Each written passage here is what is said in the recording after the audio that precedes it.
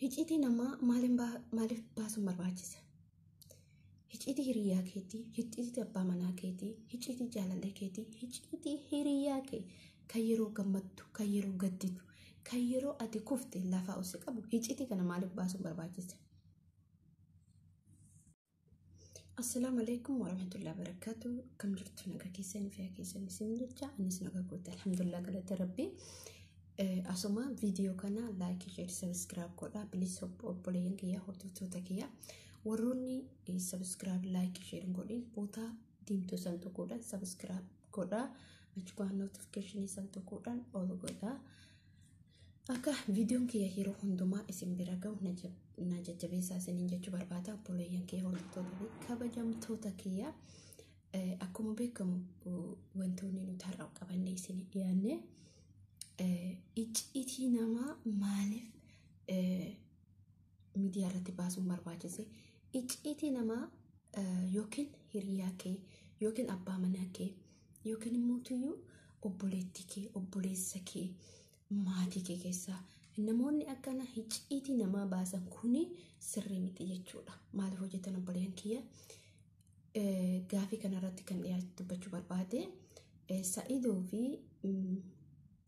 Abdii yookiin Yaayyaa Hob Adaamaatu akkasumas Sa'idoon jechuudha. Komii caalturraa kan qaban viidiyoo sanillee akka isin kaasisitu kan godhan wanni icciitii namaa miidiyaa irratti fide maalini?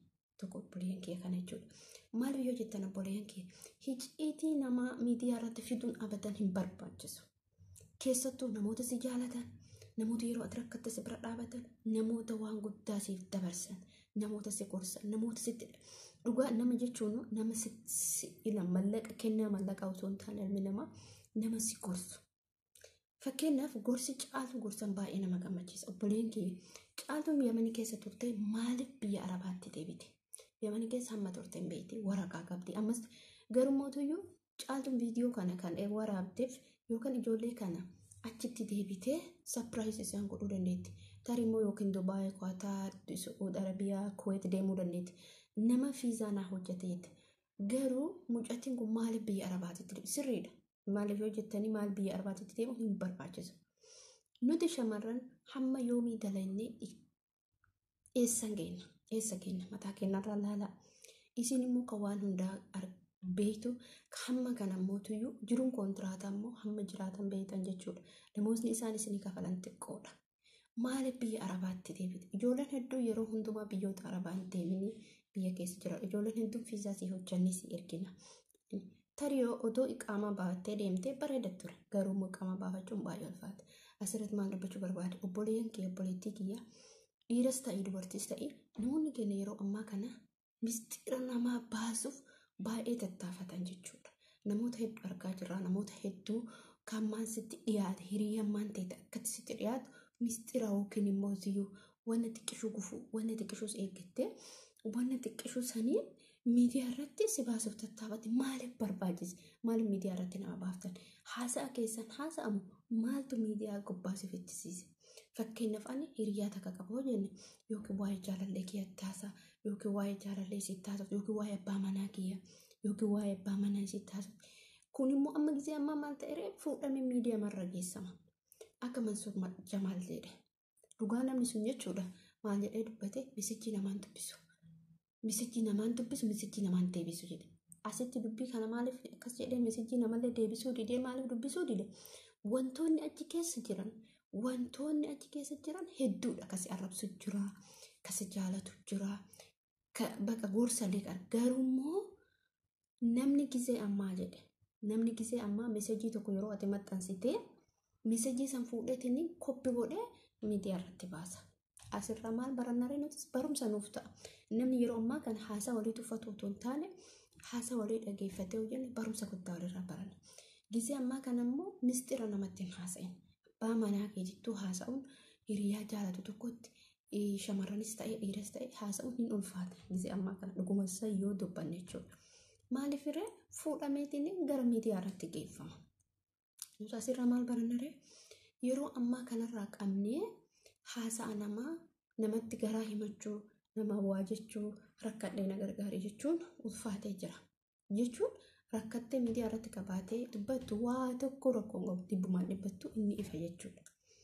Otoo fakkeenyaaf dho'isaadhaan na gargaari jettee namatti kan himattu ta'e namni sun yoo dafee yookiin sii kennee yookiin liqaa ta'uu danda'a karaa adda addaatiin jechuudha. Sii kenne garuummoo gaafate waan san hin kenne yeroo naa eeggadhuun obsatu jira jechuudha. Namni waa hedduu obsa jiru isaan akkuma dalagu waa hedduutu nama mudata. Fakkeenyaaf yoo mallaqa harkaa qabaatteeyyuu yookiin yoo mana namaa jiraattee dalagdee yoo mallaqa namarraa liqeeffatu ta'e fakkeenyaaf mallaqa san waan mana namaa dalagdu namarra bira dalagdu yoo ji'aan siin kennin rakkoo guddaa. Jidduu kanatti immoo namoonni tokko namni sammuun isaanii akkatti yaadan beeku dafee miidiyaa irratti si baasa jechuudha. Maaliif akkas ta'e? Haasaa keessatti haasa'u maaltu miidiyaa gubbaa miti? Mistirri keessan haasa'amuu fi mistirri miidiyaa gubbaa dhufu tokko miti jechuudha. Maaliif ree? Addunyaa hundatu arga jechuudha waan keessatti jechuudha. Amma abbaa manaa fi haati manaa tokko mistira isaanii gabbaaniin dubbatan. Dubartiin tokko immoo mistira isii hiriyaa isiitti himti. Hiriyaan isii immoo fuutee isa geejjiti. Hiriyaa biraatti himti. Akkasuma otoo ta'u takka lamaan otoo ta'u waluma jalaa keessa aalama mulu walgaa jechuudha. Kuni maaliin irra urraaf eeggannoo gochuu qabdan. Hiriyaa jettee nama hundatti garaan himatiin. Hiriyaa jettee nama hunda keessa keenya agarsiisin. Hin jirtu. Yeroo ammaa kana keessatti abadan hiriyaa kan jedhamtu hin jirtu lafa kanarra. Garuu namoonni gaggaariin, namoonni namaaf yaada, namoonni si gorsan jiru. Garuu mistira isaanii maaliif miidiyaa irratti baasan barbaachisa? Miidiyaa irratti wanni ba'uun barbaachiseef sababa maaliitiin? Ati amma gisee ammaa kana amma otoo nama tokko wal loltee hojiin nama tokko wal loltaa jiruudha kan jiru biyya dhiisii biyya ma keessattuu namni hiriyaa ta'es wal jaalatu yookiin mallaqa sirraa fudhatu waa hedduu jira miti wal loltaa yeroo kana keessatti kaatee bakka nama kana salphisuu qaba jechuun bari yeroo kana nama kan ajjeefte jechuudha. Amma fakkeenyaaf yeroo nama tokko fuutee gara miidiyaatti geessitu cabsite hamilee isaa cabsite jechuudha. Jechuun karaa miidiyaa irratti baanii fi karaa namatti cabsan garaagarummaa qabaasitti ilaala. Namni sun otoo waan balleesse namni kun waan akkana balleesse jettee gaafa saaxiltu hamileen isaa ni caba. Hamileen isaa ni kufa. Namni sun ni rifata, ni gudunfama. Yeroo gudunfamu kanatti gudunfaa sanii kufimoo yeroo dheeraatti fudhata. Namni tokko gudunfaa sanii gudunfaa sun akka malee gudunfame yeroo dheeraatti fudhata. Miidiyaa irratti baasa jechuun ati nama san hiite jechuudha. Yoo hojii tokko hojjetu ta'e miidiyaa sanirra ni gala. Nama akkamitti miidiyaa irratti deebi'a malee. Yoo galii guddaa kan argatu miidiyaa sanirra ta'e yoo ati gufuu waan xiqqishu tanaa gufuuti taate ati immoo ilaalcha namni siif qabu nama san kuffisuuf kan yaadu ta'a jechuudha. Namoonni miidiyaa irratti xiqqoodhaan haasa'an taaneef nama baasan. Mistira keessan haasa'amu miidiyaa irratti waliin baasee. Mistirri hiriyaa keetu akkuma amma fakkeenyaaf abbaa manaa fi haadha manaa fudhannee miidiyaa irratti waliin baasan jechuun irriba isaanii fudhu. Namni miidiyaa irratti wal baasa hin baasu. Maaliif abbaa manaa fi haadha manaa jaalallee. Namni miidiyaa irratti kan wal baasu nama akkamii yaani wanna jiraa miti waan namni miidiyaa irra kafitu gargaarsa nama dhukkubsate nama rakkate wantoota akkanaa kana akkuma ijoollee nama warroonni tiktookii taphatan kana miidiyaa irra dhufuun kee badi nuti hin dhufne garuu mistirri maaliif dhufa? Mistirri keessan haasa'u maaliif miidiyaa irratti dhufaadha? Ani kan garaan nyaate jechuudha. Yeroo ammaa kanatti ijoolleen keenya warroonni xixiqqishuun keessattuu warroonni amma lafaa dhufan kun dafanii miidiyaa irratti baasuuf tattaafatu. Mucaa tokkotu jira. Mucaan kun maal isin fakkaate? Rabbiin garuu waan tokkoon oolcha. Balaa tokko yoo abbichisan keessa isaa qulqulluu kan ta'u ta'e balaa tokko mucaa tokkotu waa rakkattee hiriyaa isiitirraa fuute. Yeroo waa rakkattee hiriyaa isiitirraa fuutu isiin sun hiriyoota hedduu qabdi. Isiin hiriyoota qabdu sun waan geelota yookiin hiriyoota hedduu qabdu kana hiriyoota isii kan hundumaa akka dhiiraa akka dubaraa mariisiste. Maal godha nama akkanaa jettee marii kana eegalchiiste jechuudha. Gurubbii dhuunfaa qabdi, gurubbii hedduu qabdi, gurubbii yuutubaroota hedduu qabdi jechuudha. Gaafa kana intala kana maal godhaa? Injiraa miti fakkeenyaaf nuti ijoollee shamarranii mana namaa teennee birrii liqeeffannee mana bitannaa, birrii liqeeffannee lafa bitannaa, birrii liqeeffannee meeshaa akka binnee kaargoo ergina, birrii liqeeffannee yeroo waan qabaate nama fakkeenyaaf yeroo rakkoo yoo maatiin biyya rakkan ergina. Mucaan kun amma ولون قاعدة بري كان اللي كيفت يبرو كان اللي كيفت كنت فوتة ما لبسين فكات وجا كان را بري اللي كيفت بري نسي اللي كيفت بري تكشو لكن كم لما كم سديا كان را برتو قاف كاني مجان جاء تكونجين بري كان جاء تكونجين أكمل جاتين حاسوت تجول قاف كان مال قوتره gara isi kana ummattee hiriyoota isi kana hundumaa ummattee intala kana godhu barbaada maal godha isinii mari'adha jennaan bitii irratti baasii jedhani laala asitti dubbii jechuudha.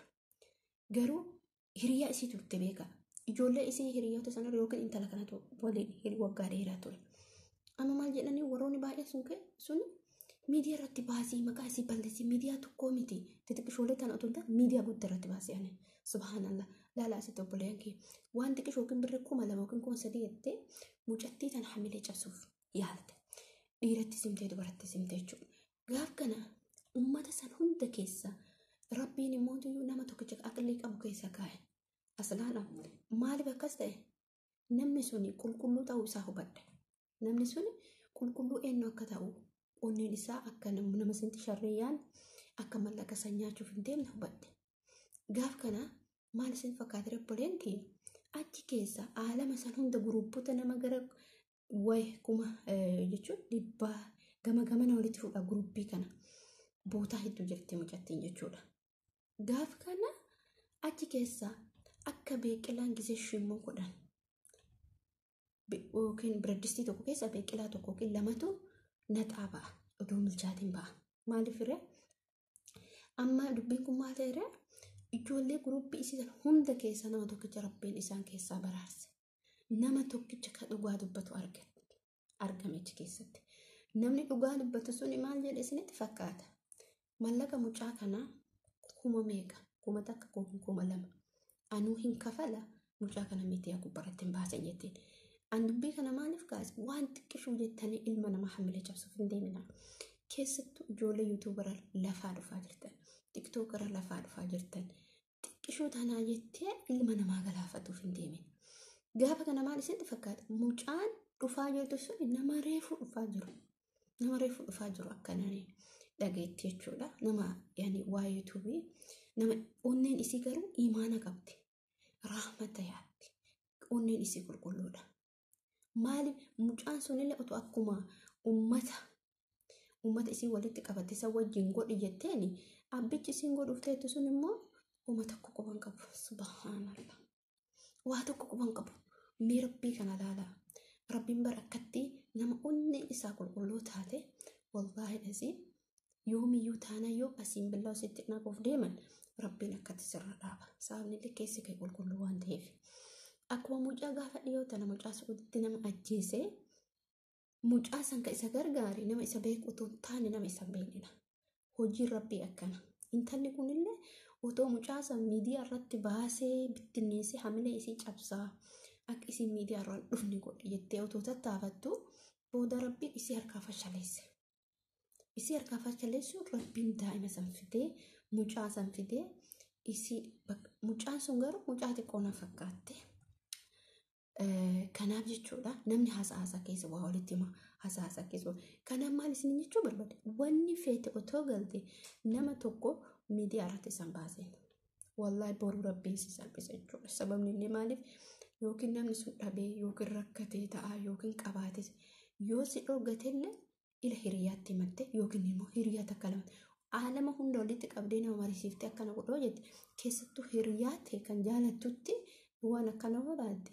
Wallahi rabbiin si milkeessu maaliif yoo jettanii nama sharriin deemu rabbiin hin milkeessu. Kanaaf wanni isin jechuu baate mistira keessan hiriyaa qabna jettanii abadan namatti hin himatina. Hiriyaa qabaa hiriyaa dhiiraa qabaa hiriyaa dubartii qabaa abbaa feeti abbama feeti haa ta'u abbama feeti hoo ta'e gabbaat garaa kee wallahi dhazii kophaa keessa yoo waan itti himattu dhabde kophaa keessa.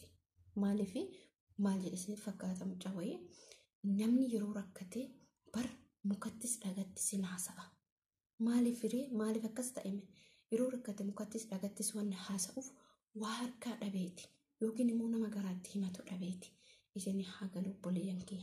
Kanaaf jechuun abadan duutanii baddan malee keessattuu hiriyoota keessan abbaa fedhee maan taane miidiyaa irratti gabbaatee wanni keessan haasa'amu miidiyaa irratti dubbatin obboleettii. Kuni sirrii miti. Kuni sirraan eegamu. Nama diiguuf hin deemin, nama waa jechuuf hin deemin, ila nama ijaaruuf deemi. Ila namni yoo waa sitti himate obsi guduunfadhu. Wallahi lazim yoo har'a obsitee waan hundaa jette booddee kee ifatan. Yoo mallaqa tokko kan namni si nyaatu ta'e yaa rabbi sitti dhiisettee nama rabbi keetitti kuffifattee wallahi xiqqishuu qabdu yookiin waggaa takka waggaa 10 dalaydee yookiin waggaa takka lama keessatti rabbiin ka waggaa 10 dalaydee san caalaa barakaa keessa si kaa'uu danda'a. Obboleeyyan kiyya walitti sharrii yaadina. Walitti wal saaxiluuf hin deemina. Hiriyoota salphee saaxiluuf hin deemin.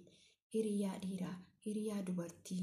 Mee amma fakkeenyaaf ijoolleen irra guddinni dhiira biyyaa mallaqa irraa nyaate miidiyaa irratti baasuuf hin deeman. Dhiira biyya Arabaa keessa jiru miidiyaa irratti baasuuf deeman. Irra guddinni isaanii garuu isaan miidhaa jiru ka biyyaatti irra isaan miidhuu danda'a. Lafa biyya ambaa ta'anii biyyatti yeroo jaalatan wallahi lazim warra dhiira biyyaa santu irra nyaata jechuudha. Karaa adda addaatiin. Kun walitti yaadina. Sharri walitti yaadina. Hiriyaa keetitti yaadina. Viidiyoo irraa isinitti dheeressee jira. Obboleen kee viidiyoon kee kun yoo isinitti tole ifama laayikii, sheer, sabskiraayib naa godhaa. Na jajjabeessaa, koomentii barreessaa. Isinin jechuu barbaada warroonni hammaan mana jajjabeessatan yoo dandeettan baay'ee galatooma ulfaadhaa. Puura bulaa Ramadaan Kariim kul amantu bikir waggaa waggaan rabbiin nagaan aan haadhi kenna wajjin namoota jaalala wajjin uummata Oromoo hundumaa wajjin muslimtiitti akkasuma warroota amantaa biraa hordofan rabbiin sanaa guutuu itti nu haa deebisu jedhin jedha. Obboleeyyan kiyyaa bakkuma jirtanitti rabbiin isin bira haa jiraatu. Yoo natti qirqa jettan ta'e ammallee irra deebi'uudhaan yeroo hundumaa yeroo viidiyoo kee waraabu ani hamma ramadaanni kun ba'utti ofinaa godha. Ofii isin kadhachuu barbaada. Afoon ilaa isin jedhee jira jiini jaa keeyrati. Assalaamu alaikum warahmatullahi wabarakatuh.